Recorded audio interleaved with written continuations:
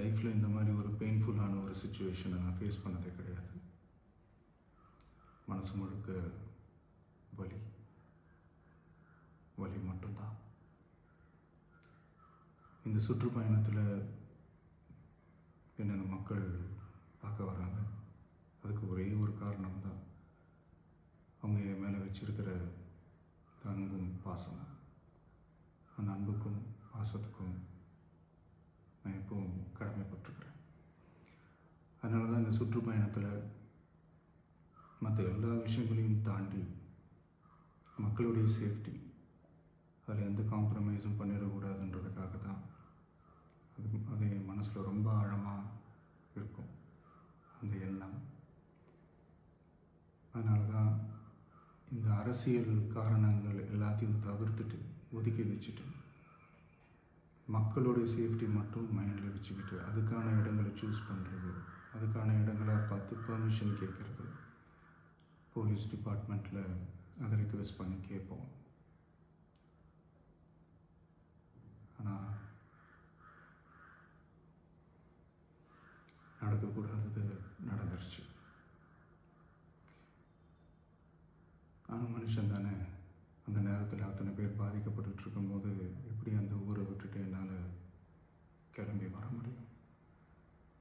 நான் திரும்ப அங்கே போகணும்னு இருந்துச்சுன்னா அதை ஒரு காரணம் காட்டி அங்கே வேறு சில பதட்டமான சுச்சுவேஷன்ஸ், வேறு சில அசம்பாவிதங்கள் அந்த மாதிரி எதுவும் நடந்துடக்கூடாதுன்றதுக்காக தான் நான் அவாய்ட் பண்ணேன். இந்த நேரத்தில் சொந்தங்களை இழந்து தவிக்கிற அத்தனை குடும்பங்களுக்கும் என்னுடைய ஆழ்ந்த இரங்கலை தெரிவிச்சுக்கிறேன். எனக்கு தெரியும், என்ன சொன்னாலும் இது ஈடேயாகாதுன்னு எனக்கு தெரியும். ஹாஸ்பிட்டலில் ட்ரீட் பண்ணிகிட்ருக்கிற எல்லாருமே சீக்கிரமாக க்யூர் ஆகி வரணுன்றதை இந்த நேரத்தில் நான் வேண்டிக்கிறேன். கூடிய சீக்கிரமே உங்கள் எல்லாரையும் நான் சந்திக்கிறேன். இந்த நேரத்தில் எங்களுடைய வலிகளை, எங்களுடைய நிலைமையை புரிஞ்சுக்கிட்டு எங்களுக்காக பேசின அரசியல் கட்சிகளை சார்ந்த நண்பர்கள், தலைவர்கள் அனைவருக்கும் என்னுடைய நன்றியை தெரிவிச்சுக்கிறேன். கிட்டத்தட்ட ஒரு 5 மாவட்டத்துக்கு பிரச்சாரத்துக்கு போனோம். இந்த மாதிரி எதுவுமே நடக்கல. ஆனால் கரூரில் மட்டும் ஏன் எப்படி நடக்குது, எப்படி நடக்குது? மக்களுக்கு எல்லா உண்மையும் தெரியும். மக்கள் எல்லாத்தையும் பார்த்துக்கிட்டு இருக்கிறாங்க. கரூரை சேர்ந்த அந்த மக்கள் அந்த உண்மையெல்லாம் வெளியில் சொல்லும்போது எனக்கு கடவுளே நேரில் வந்து இறங்கி அந்த உண்மைகள்லாம் சொல்கிற மாதிரி எனக்கு தோணுச்சு. சீக்கிரமே எல்லா உண்மைகளும் வெளியில் வரும்.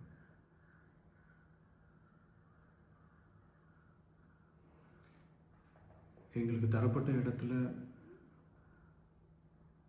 நாங்கள் போய் அந்த அந்த ஸ்பாட்டில் நின்று நாங்கள் பேசிட்டு வந்தோம். அதை தாண்டி எந்த தவறும் எங்கள் சைடில் நாங்கள் எதுவுமே செய்யலை. பட் இருந்தாலும் எங்கள் கட்சியை சேர்ந்த நிர்வாகிகள், தோழர்கள் மேலே எஃப்ஐஆர், அது மட்டும் இல்லை சோஷியல் மீடியாவை சேர்ந்த நண்பர்கள், தோழர்கள் அவங்க மேலே எஃப்ஐஆர்லாம் போட்டு இப்போ பிடிச்சிக்கிட்டு இருக்கிறாங்க.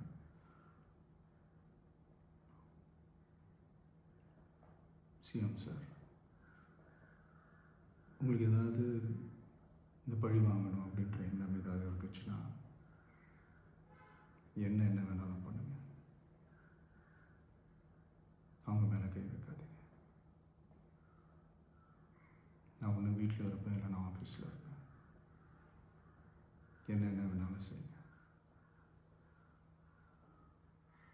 நண்பர்களே, தோழர்களே,